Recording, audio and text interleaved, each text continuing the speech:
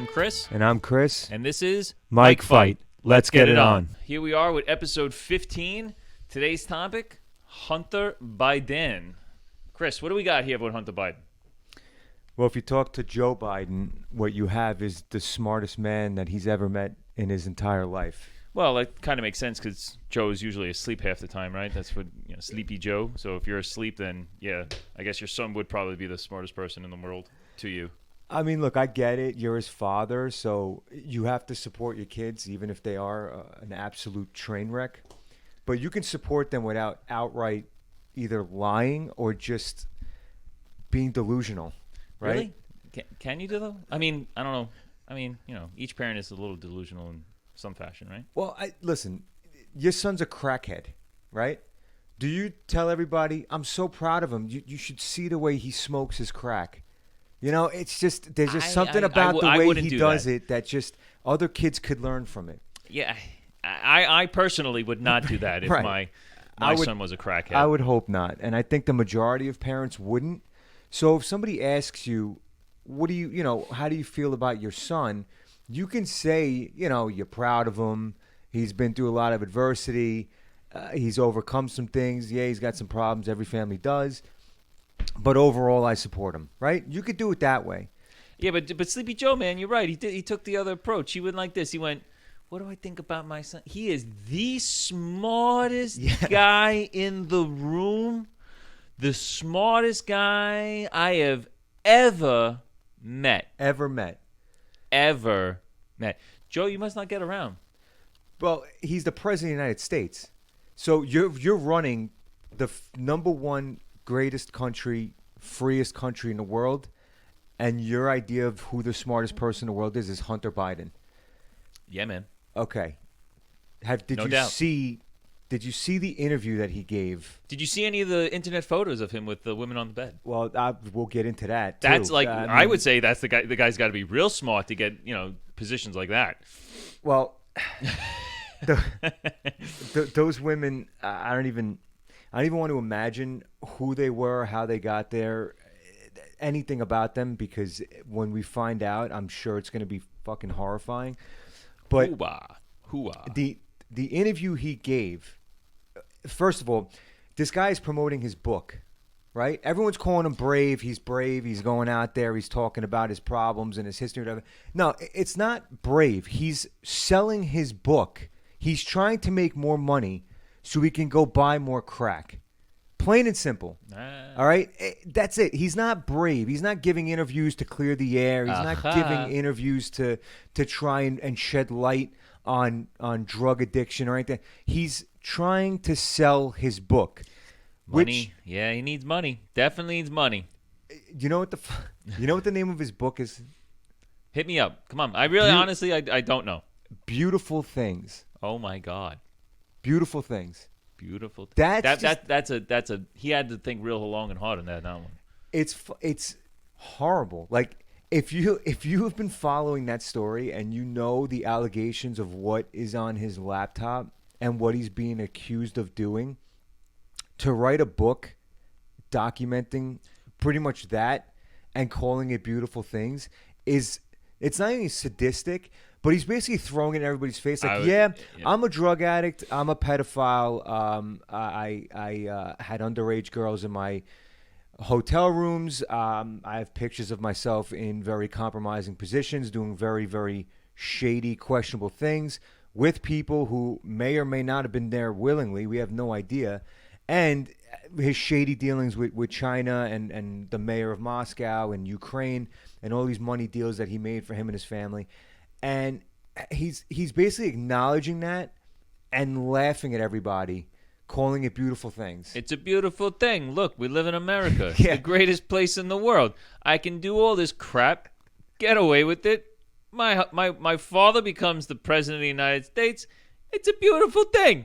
Oh, it's a beautiful thing. What's so bad about it, eh? Huh? When you break it down, it's true, right? Only in this country can you get away with all that shit, write a book about it, and then get paraded around on your mainstream media channels, which is quasi fucking book tour, being praised for your bravery and your courage, and they're asking you these softball garbage questions.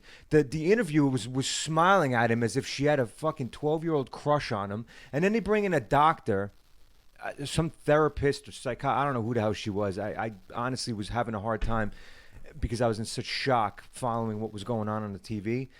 But she was on there. She was brought on it to defend him having a sexual relationship with his dead brother's wife after he passed away.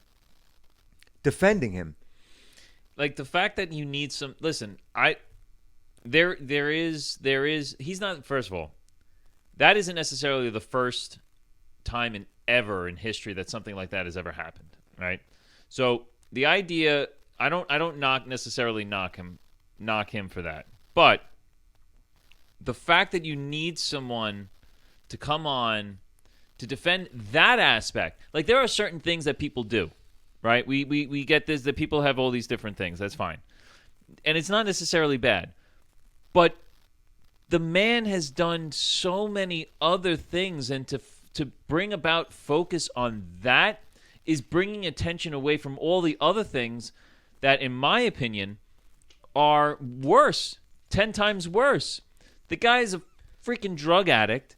The guy may have had sex with underage women. He's got photos and videos and pictures and everything of certain actions and things being done with whom we don't know, but we can only assume. And we definitely 100% know that there were dealings with the Chinese government, with Russian intellects, with other countries that in which he has no business experience, the wherewithal, the knowledge, anything of doing any type of dealings with these individuals and countries. We know all this, and to then switch the focus because he's having an engagement or an affair or a love thing with his dead brother's wife, with his sister-in-law. I mean, that's smoke and mirrors, people. Smoke and mirrors. It's a magic show. That's all it is. Pay no attention to the man behind the curtain. Look at the flashiness over here. Well, like you said, it's not that, like you said, it's happened before, right? It's not that he did that.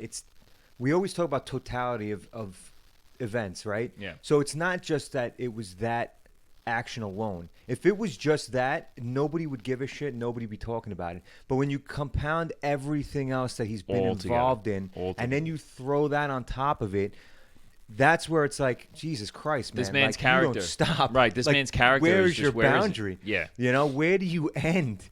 And I'm watching that, and I'm just like, how are you defending that, and then you're letting everything else slide, you know?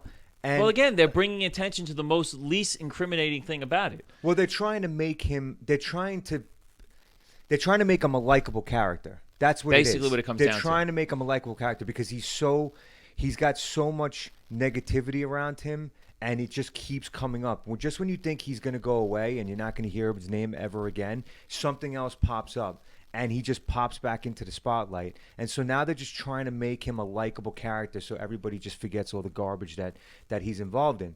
But you said he had no business being in these other countries doing these deals and everything, but no wherewithal. But he does. He's the smartest man that Joe has ever met. Who else would Joe trust? That's right. With dealing with those three countries in particular. You know what? I missed that. Right? I missed it. You can only trust one person. The smartest person. The smartest. Emphasis, people. Capital T, capital H, capital E. The smartest person in the world. Sleepy Joe doesn't know not one person, not even his old former boss, the President of the United States, former President Barack Hussein Obama. No. Hunter Biden is smarter than that gentleman. You know, absolutely. He is, because you know what he was able to do, which I don't think anybody else has been able to do ever, is he was able to get on his hands and knees in one of his drug-infused delusions and scrape up Parmesan shavings from a dirty ass rug. Whoa. Roll that shit up and smoke that to high heavens. Oh my God. All right? Not many people would have the brain capacity to even think of a situation like that and to even attempt it if they did end up coming up with an idea. But he did. He got it. And I think he branded it too. It's Parmesan scented crack. Wow. Parmesan scented crack. Not only do you get high, but you get the deliciousness of Parmesan cheese. Throw that in there with some chicken, and you got yourself a meal and a half. All right. With that, we're out. I'm Chris. And I'm Chris. And this is where we drop the mic.